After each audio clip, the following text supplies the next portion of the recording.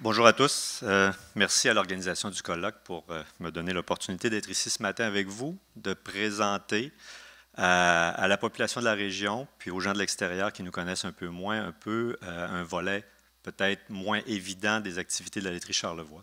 C'est toute notre réflexion sur le développement durable, comment on le voit, comment on l'applique. Mon défi présentement est double. Il est midi moins quart, dernier présentateur de l'avant-midi. Donc, mon défi, c'est de garder votre intérêt, d'être intéressant. Et mon défi est aussi d'essayer de fermer la boucle et de faire le lien avec les présentations qui ont précédé. J'écoutais tout à l'heure M. Duprat, Mme Beaulieu, M. Journeau faire leur présentation. Je voyais des concepts à l'écran en me demandant est-ce que c'est vraiment ça qu'on fait? Est-ce qu'on applique vraiment ces concepts-là? Puis est-ce que cette réalité-là se retrouve chez nous? Alors, je vais essayer de vous le faire voir, de vous le faire comprendre, puis de vous faire la preuve que, à mon avis, c'est bien du développement durable qu'on fait à la laiterie Charlevoix. Oh, on va commencer par le début. Écoutez, la laiterie Charlevoix a été fondée en 1948. On est aujourd'hui à l'aube de fêter nos 70 ans à l'intérieur de la famille.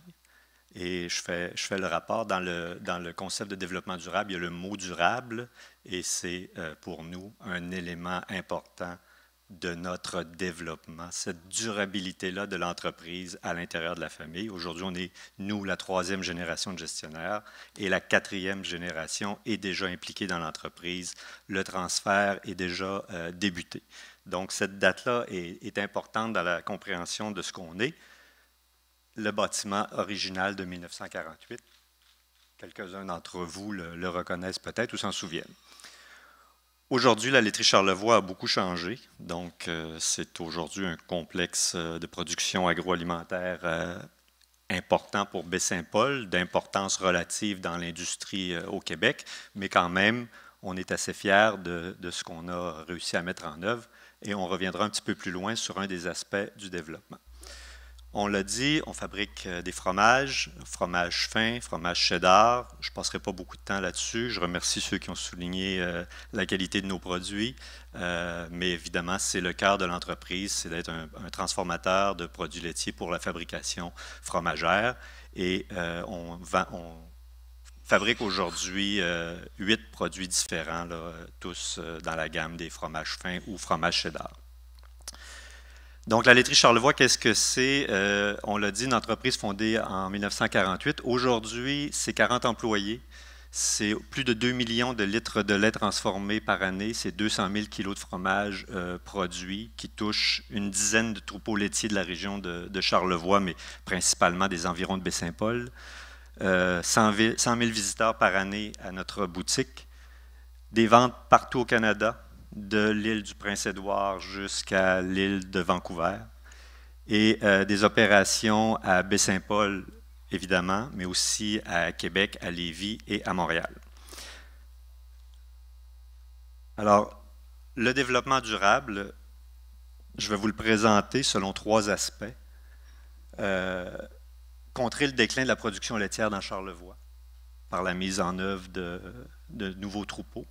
Traitement des eaux usées avec intégration énergétique et intégration architecturale. On vit une problématique, vous entendez probablement dans les débats un peu partout, tout le dossier de la gestion de l'offre, tout le dossier de le transfert des fermes familiales. L'industrie laitière est définitivement une des plus affectées. Et Charlevoix ne fait pas exception. S'il y a quelque chose, c'est peut-être un phénomène qui évolue plus rapidement ici. On perd à chaque année des fermes laitières, dans le Grand Charlevoix, mais dans la région de Baie-Saint-Paul particulièrement.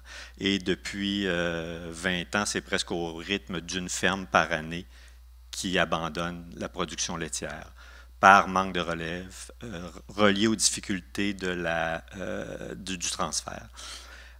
Notre préoccupation, nous, notre prétention, c'est de faire des produits du terroir charlevoisien. Donc, l'approvisionnement en lait est une considération majeure pour l'entreprise et cette problématique-là nous affecte grandement, si bien qu'on anticipe que dans une dizaine d'années d'ici, si on n'est pas capable de renverser la tendance, on va devoir faire venir du lait de l'extérieur de la région de Charlevoix pour faire nos produits. Alors, c'est un enjeu pour nous. Et on s'y est attaqué depuis le début des années 2000 par l'implantation ou l'aide à l'implantation de jeunes producteurs dans la région. phénomène qui est vraiment à contresens de la tendance. Alors, on a le défi, c'est de freiner le déclin de la production laitière. L'enjeu, c'est de développer un modèle économique pour que des jeunes producteurs puissent se redémarrer en production laitière, ce qui est assez coûteux, assez complexe, et qu'on puisse les faire bien vivre de leur production laitière. Alors, qu'est-ce qu'on a fait depuis environ une dizaine d'années? C'est l'implantation troupeaux de race Jersey en 2006, 2 troupeaux de race canadienne en 2012, création d'une association pour la gestion du cheptel de vaches canadiennes. On, comme entreprise, donne à nos producteurs, à ces 3 producteurs-là, une prime. Alors, qu'est-ce qu'on fait? On veut leur assurer une qualité de vie comme producteur laitier. On a une activité de transformation qui est rentable. Alors, comme entreprise, comme transformateur, on accepte de partager une partie de nos profits et de remettre à ces producteurs-là en prime un montant au litre de lait pour leur rassurer qu'avec le fonctionnement, avec un petit cheptel, on parle de 30, 35, 40 vaches en lactation, que ces gens-là vont avoir la capacité de bien vivre de leur production laitière. Évidemment, c'est un concept et c'est une façon de faire qui va à l'encontre du système de gestion de l'offre au Québec. Habituellement, les transformateurs achètent le lait de la fédération, paient la fédération et s'en lavent les mains pour le reste. Ce n'est plus leur problème de savoir qu'est-ce que vivent les producteurs laitiers. Nous, on travaille avec nos producteurs laitiers, on partage leurs problématiques, on essaie de leur venir en aide dans la mesure du possible, puis de voir comment on peut être un plus pour eux, pas juste un utilisateur de leur lait. Donc, ça a amené évidemment des coûts, la gestion de la génétique pour les troupeaux de canadiennes, le transport du lait qui doit être assumé par la fromagerie, arriver à avoir des fermes rentables avec une trentaine de vaches en lactation, et ça nous permet de produire autour de 70 000 kilos de fromage, ce qui représente à peu près 35 % de notre production. Donc, pourquoi on voit ça comme du développement durable? Parce que c'est une façon pour nous d'assurer la pérennité de la production laitière dans Charlevoix. C'est notre enjeu, c'est notre matière première. On est à risque un jour de se retrouver en pénurie. Alors, on a cette obligation-là de prendre des mesures. Et si le marché lui-même ne le permet pas, ben nous, il faut travailler à aider ces producteurs-là. On est dans la portion facile de la chaîne. Le transformateur est toujours avantagé financièrement. Le producteur est souvent celui qui traîne la patte et qui a le plus de misère à arriver. Alors nous, on travaille à aider nos producteurs. Traitement des eaux usées. On a amorcé ces 2e volets en développement durable. C'est peut-être un peu plus concret dans ce contexte-là parce qu'il y a un côté environnemental assez présent. Donc, on a une problématique, l'ensemble des fromageries du Québec, la gestion du lactosérum, normalement, naturellement, qui est la partie liquide du lait, qui est un rejet de fabrication fromagère. Toutes les fromageries au Québec ont une problématique, c'est d'en disposer de façon le plus écologique et le moins coûteux possible. Alors, on a été confronté à cette problématique-là au milieu des années 2000. On a réfléchi sur un projet de gestion et de traitement. On a commencé la réflexion en 2006 pour un projet qui s'est amorcé en 2010, qui a été mis en production en 2011. Et qui a coûté pour l'entreprise 2,5 millions, ce qui est une somme importante pour une entreprise de l'envergure de la nôtre pour traiter des déchets. Il n'y a évidemment pas de rendement fromager dans ça, on ne produit pas un meilleur fromage à cause de notre usine de traitement. Il y avait d'autres technologies qui auraient pu se présenter. Ces technologies-là auraient nécessité probablement de mettre des camions sur la route entre Baie-Saint-Paul et le Lac-Saint-Jean ou entre Baie-Saint-Paul et la Rive-Sud de Québec. Nous, on a choisi un traitement par biométhanisation. L'objectif, c'est d'assurer le traitement du lactosérum. Ça nous permettait d'éliminer la consommation de 70 000 litres de mazout par année en produisant nous-mêmes notre énergie à partir de la production de gaz méthane, qui est un des éléments dérivés de la méthanisation. Ça nous amène à rejeter 25 000 litres d'eau usée par jour en milieu naturel dans la rivière des Martres tout près de la fromagerie.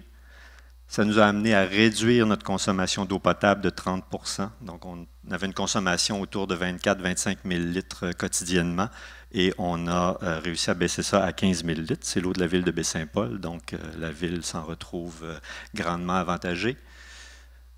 Rencontrer les normes de rejet en milieu naturel. On rejette dans une rivière, donc évidemment, il fallait être conforme aux normes, maximiser l'efficacité énergétique, éliminer un camion-citerne pour le transport du lactosérum, aménager une usine dans un contexte de site touristique et intégrer l'architecture au bâtiment. Petite formule assez rapidement. Donc, de la matière organique en décomposition avec des bactéries anaérobies, on forme deux gaz, le CO2 et le CH4.